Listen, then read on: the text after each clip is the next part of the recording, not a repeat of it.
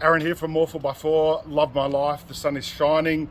I think we delivered 7 or 8 patrols this week. This is Terry's build that we've been working on for months. I think we helped him order this vehicle back in September or October.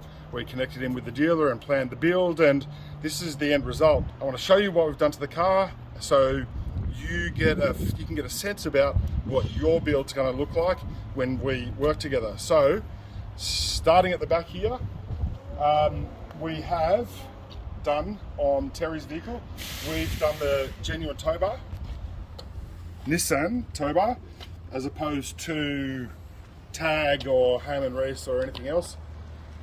There's challenges with fitting the 295 tyre with any tow bar, but in our experience, the Nissan tow bar provides the most clearance internally in there to fit a tyre. We have done Anderson plug, normal. We have upgraded to a 12-pin plug for the client, so he's got different power requirements and whatnot, pretty standard. We have got the Schrader valves for the airbags on the side there. There's a few different ways we can do that. We can do them on the sides there. They hang down a little bit. If you're not going stupid off-road where you're likely to tear them off, they're fine. If you're going to be more adventurous, we can put them on a bracket up in here, or we can put them in the filler cap around there. We can put them up in there for you, or we can do internal, like remote systems inside the cab. So what I'll do is I'll show you. This is super neat, and I love this build. A couple of reasons why I love this build: because tan interior, it's really not common. What have we done here? We have done a CFX 3 55 litre Dometic fridge on a Dometic fridge slide, tie downs, so that all works beautifully. It is accessible, so this is probably a good chance to have a conversation about the heights of things too, right? So I'm 6'1" tall, and I tell everyone I'm 6'2", but Danny knows that I'm only 6'1". So this vehicle's lifted 50 mil, and it's got about 10 mil extra raised with the tyre. So I'm 6'1" tall, and this is the height trying to get into the fridge, right? So this is at just underneath my shoulder height. I can see in there quite easily. This is going to make sense in the next video that I do with you. I'm going to show you something different, so you can get a sense about practicalities and usability when we're planning our build together. You'll also see here, bending down there, the little what do you call it? Cable caddy. Cable caddy. Yeah, that's it. See how it retracts beautifully. No more severed cables, so that's great. What have we done here? We've got the false floor in here. This does have twin hatches, so you can access electricals under there. There's one under the fridge too, should you ever need to get in there, but unlikely. There is a Kangoe 110 amp hour lithium slimline battery in their prismatic cells, not those stupid vape battery things that everyone likes to use, which are way lower cost, but nowhere near as vibration resistant as a prismatic cell that's bolted into the carcass. So we've got a couple of USB points on there as well, so should you need anything. If you'll notice too, this is an L-shaped floor, so the seat is still able to be used, right? If you had, I don't know, a shopping or a buggy or a pram, whatever you call it, or you just want to go to Bunnings and grab some bags of bloody cement or whatever in there. I like this too, because what it actually does, this floor is really neat. Like, this joint here is wonderful, and it also leaves the tie down point. So if you wanted to tie your dog in there, or a child that's misbehaving, you can do that, right? We've got that extra panel, right? That the extra panel can go in there, so you can pull this extra seat out. So if you're going to go and do a big trip or whatever, you can pull a seat out and then we've got a panel in there and a bracket, a support system for it to sit on, and this really cool touch sensitive dimmable light that is also dual color, dimmable 6 ways, really cool. LED, National Lunar product, and so we don't. And the reason why we use this is because we don't need any other infrastructure or switches and other shit in the car. It's all there. It's always there. You don't have to be fumbling around for it. Right? We have also done a front runner roof rack, full length. This rack here, you're tall, Ben, and even you're struggling.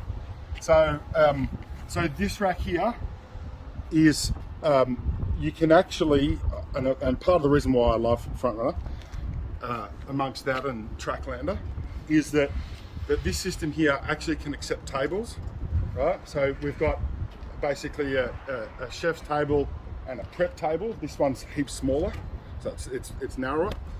And what that means is that, like, when you've got it in that location, you don't have to faff around pulling shit out of the car to set up your table so you can, you know, make a cup of tea or a sandwich. We have done a 4.2 tonne GVM upgrade, all pre-rego. So as you can see here, this has got a bit of a lift. It's about 40-50 mil lift with our heavy duty arms and upgraded coils and airbags. So this Terry runs a 295/70/18. And we've gone for a Maxxis all-terrain Razor, and that's an AT811 295/70/18. It's about the biggest tyre that we would recommend for these builds, and there's a couple of reasons for that. One of them is it still fits into the original tyre space, albeit deflated, and what it actually doesn't do, like if you're thinking about running 35s or a standard tyre, for every inch that you increase the diameter of the tyre, you lose about 10% power and about 10% torque. So these tyres are a really nice size upgrade, and you only lose like 10%, 15%, something like that, power and torque. So they are legal fitment.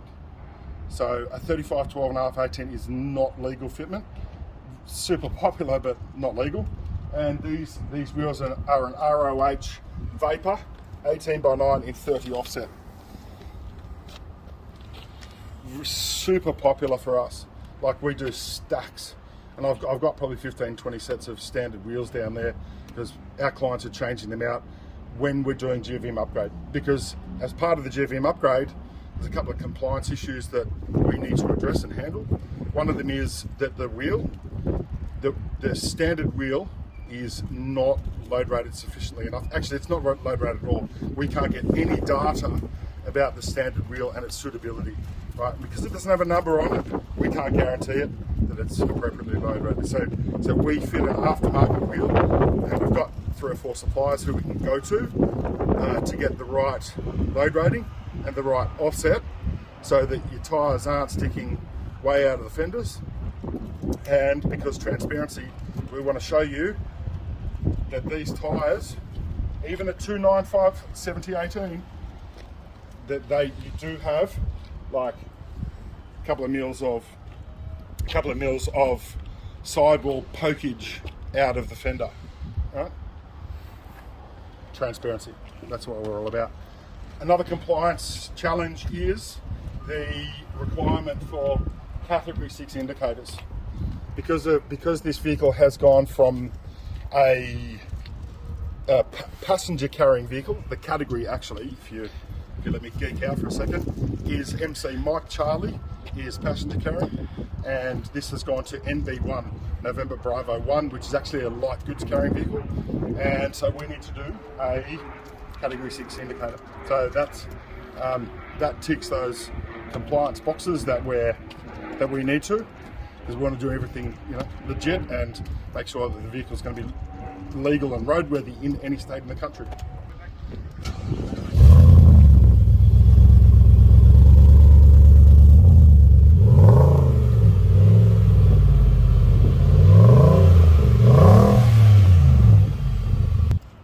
Front end, we have done a Razzler Raslar bar. You could call this a no loop bar, even though it has a loop. This is more like an accessory bar, even though it's integrated into the bar itself. You wouldn't say this is not like a full protection. I mean, there's a little bit extra, right? But if Skippy has a death wish and he's supermaning at your car, right? It doesn't matter if you've got the top loop there or not. If he wants to go into your radiator, he's going in there, right? So the reason why we mainly run these no loop systems is weight, right? Significantly lighter, less wind noise, because every time when you put these loops up in here and the uprights and all that and extra lights and everything, it increases wind drag. It increases, the noise, the air movement around the front end. It increases too, and the weight. So if you're in a high risk area, high risk of animal strike, a full loop, a full protection system might be the right thing for you. Color coded wings, color coded center section, and with the black. I guess we'd call these like uprights, maybe, I suppose. So color coded. What do you call them? Parking sensors. Steady 21.5 inch single row light bar. We have relocated the camera there into that location because, like, the angle here, you're probably not gonna see much. That's where it went originally. All right. We have got steady fogs in here, steady fog upgrades. They are way better than the stock fog that comes in the Patrol. And we have a carbon winch with synthetic winch rope. Total transparency, I forget what capacity we put in there, but normally we're looking at sort of 12,000 pounds or so. And road safe recovery points underneath the front there. Because realistically, if you're gonna go off-road, you need to have some way of being able to recover yourself. So we go through the little fancy UHF on the... Oh no, we didn't actually. You didn't want it on the front? Oh yeah, that's right. Yeah. And so we've got some wiring here too. So this is the RBAT, so rear battery. This is all additional wiring, some circuit breakers in there. Everything's all protected circuits. And yeah, cool. That was a really cool point. Thanks for bringing that up, mate. So the antenna mount, which is adjustable effectively. So as you can see up into here, come in and show everyone what that looks like. There's that little pin, sprung-loaded pin, and as you can see here that you've got multiple different points. So if you didn't want it upright because you're going through the trees or whatever, that's what if you want it to be gangster. Oh, just made that up. That's shit. Yeah. So basically, that's what you can do. That's it. Love you all. Thanks for tuning in. Speak soon.